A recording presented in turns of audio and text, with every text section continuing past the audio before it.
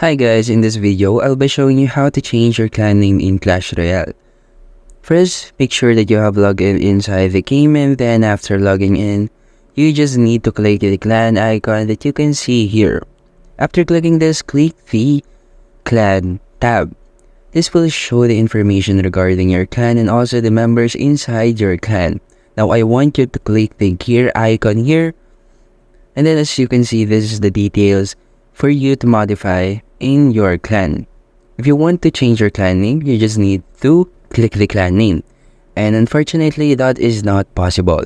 So in order for you to change your clan's name, you need to inform everyone inside your clan that you want to revise everything or want to recreate a new clan.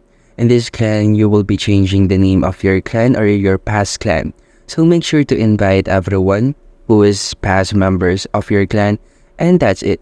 That's how you can change your clan name in Clash Royale, and thank you for listening.